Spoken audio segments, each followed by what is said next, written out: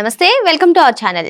Jaganmohan Reddy press meet పెట్టి మావిగన్ అని ప్రతిపాదించిన సంగతి తెలిసిందే. అసలు ఈ మావిగన్ అనే ప్రతిపాదన యాదృచ్ఛికంగా జరిగిందా, ఒక స్ట్రాటజికల్ మూవ్ వేయాలనుకున్నారా? మరి ఆ మావిగన్ ప్రతిపాదనతో ఆ పార్టీలో వస్తున్నటువంటి ప్రకంపనలు ఏ విధంగా ఉన్నాయి? మరో పక్కన చూసుకున్నట్లయితే సజ్జల దీన్ని బలపరచడానికి చేసినటువంటి ప్రయత్నం ఏంటి? తర్వాత బూమ్రాంగ్ అయిందా? అసలు ఏం జరిగింది తెలుసుకునే ప్రయత్నం చేద్దాం. దీన్ని విశ్లేషించడానికి మనతో పాటుగా ఉన్నారు సీనియర్ జర్నలిస్ట్ దుర్గకుమార్ గారు. నమస్తే సార్. నమస్తే అమ్మ శ్రావణి, మన వీక్షకులు కూడా. జగన్మోహన్ రెడ్డి రాజధాని అంశం పైన మాట్లాడుతూ ఇటీవల ప్రెస్ మీట్ పెట్టి కొత్త పదాన్ని ప్లాన్ బి అంటూ మావిగన్ని ప్రతిపాదించారు. అసలు ఈ ప్రతిపాదన యాదృచ్ఛికంగా జరిగిందా? ఆయన ఒక స్ట్రాటజికల్ మూవ్ తీసుకోవాలనుకున్నారా?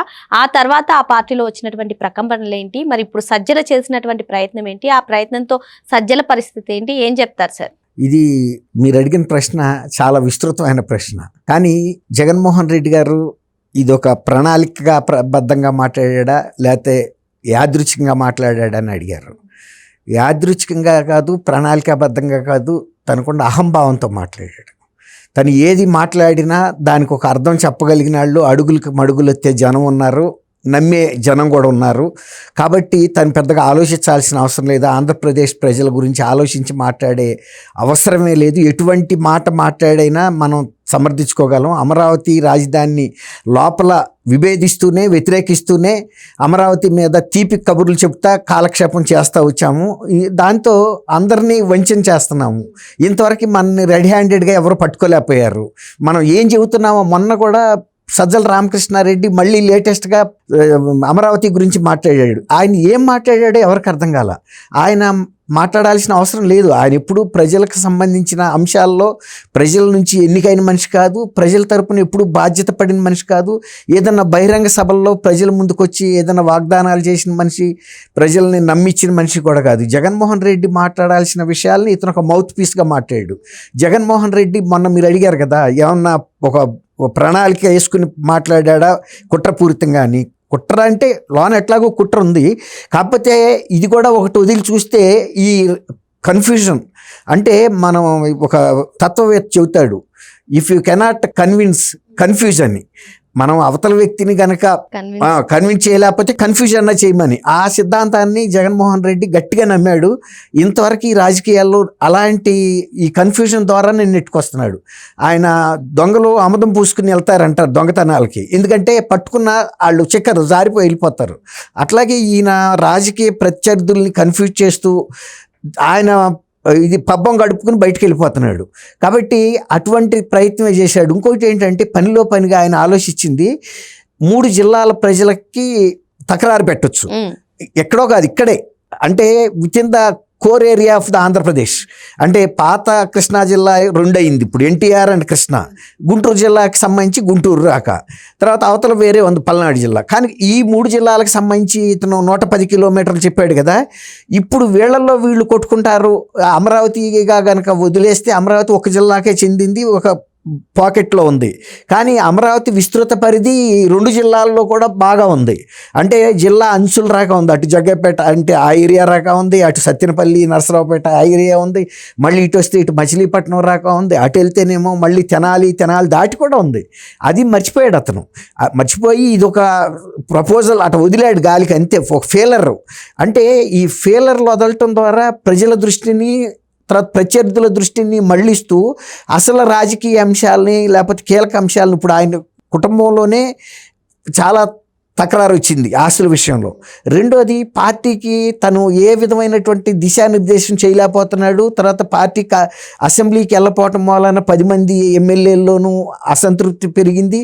తర్వాత ఇతను అమరావతి మీద మొన్న సజ్జల రామకృష్ణారెడ్డి మళ్ళీ ఇంకొక వివాదం రేపటంతో అసలు ఏం చెప్పదలుచుకున్నారో వీళ్ళకి ఆలోచన లేకుండా ఒక గేమ్ ఆడుతున్నారు అనేది పార్టీ కార్యకర్తల్లో వచ్చిన టైంలోనే జగన్మోహన్ రెడ్డి ఆ పేరు పెట్టడం వెనకాల మాత్రం ఒకటి ఏంటంటే, ఒక అనుభవం ఉంది ఆయనకి. ఎవరైనా మీరున్నారు, నేనున్నాను, ఒక కంపెనీ పెట్టదలుచుకుంటే మన ఇంట్లో 3-4 ఉంటారు ఫ్యామిలీ మెంబర్స్, వాళ్ళ పేర్లు పెట్టగలుగుతాం. కానీ జగన్మోహన్ రెడ్డి గారు ఈ క్విడ్ ప్రోకో ద్వారా వచ్చిన డబ్బుల్ని అనేక కంపెనీలు సృష్టించాల్సి వచ్చింది. ఈయన విజయసాయి రెడ్డి గారు కలిసి ఎన్నని పెడతారు. ఇప్పుడు కృతంగా ఆయన కూడా రెస్టారెంట్లు ఉన్నాయి.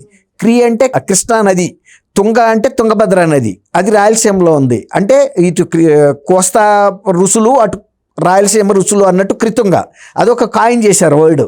అట్లాగే జగన్మోహన్ రెడ్డి గారు సృష్టించిన కంపెనీల్లో 90% నిన్న ఆయన చెప్పాడు చూసారా, అక్షరాలు పికప్ చేసిన కంపెనీలు అన్ని సూట్ కేస్ కంపెనీలు, బ్రీఫ్ కేస్ కంపెనీలు కేవలం డబ్బుల్ని మళ్ళించడానికి పెట్టినాయి.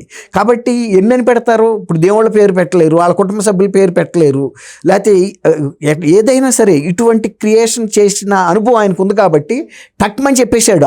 అక్కడ కూడా ఆ కంపెనీలు ఇంతే టైంలో చెప్పినాయే ఆయన సృష్టించిన కంపెనీలు.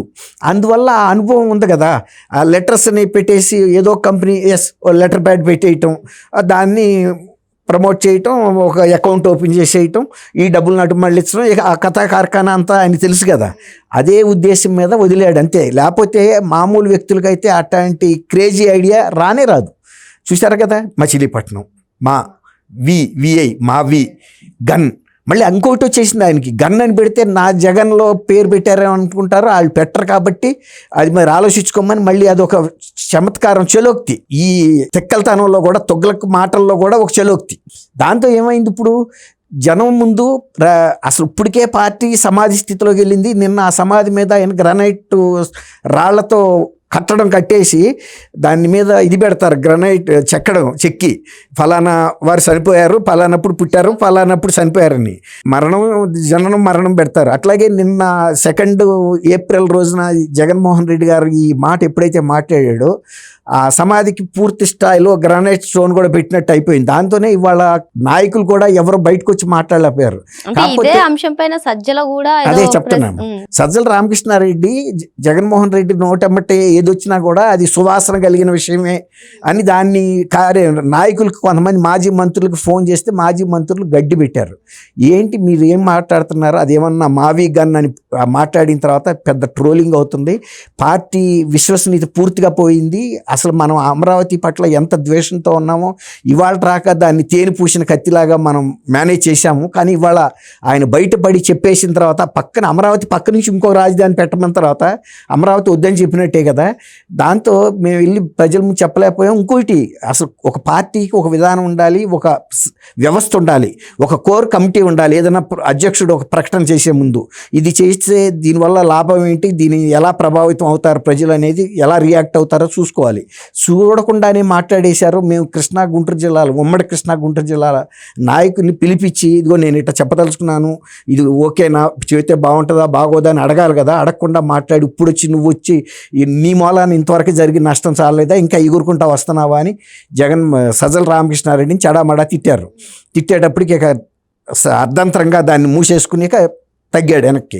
ఇప్పుడు నువ్వు పార్టీలో ఉండటమే ఇప్పుడు రాక ఒక శని అనుకున్నాము, నీకన్నా కూడా పెద్ద శని తయారైంది, మళ్ళీ వచ్చి నువ్వు ఆయన్ని సమర్థిస్తావా? మేము ఏమవ్వాలి, ఇప్పటికే మా విలువ లేకుండా పోయింది కాన్స్టిట్యున్సీస్లోను.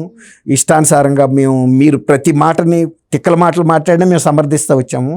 ఇక ఇది ఆఖరి స్టోన్, ఇది సమాధి మీద నువ్వు మూసుకుని వెనక్కి వెళ్ళమన్నారంటే దాంతో నిన్న అర్ధంతరంగా అది ఆగిపోయింది. ఇంకా ఎవరు కూడా ఇక తెంపు చేసి మొన్న అద్దంకి కార్యకర్తల సమావేశమే బహుశా వైఎస్ఆర్సీపీకి ఆఖరి రాజకీయ సమావేశం అనేది కూడా కార్యకర్తలు కూడా చెబుతున్నారు. అట్లాంటి పార్టీ నేత పిలిచే సమావేశాలకు వెళ్ళడం, మాకు ఆ పార్టీతో సంబంధాలు వద్దు, అటువంటి పార్టీని సమర్థించి ప్రజల్లో ఇది విలువ కోల్పోలేము. జరిగింది మాత్రం 100కు 100% తప్పే.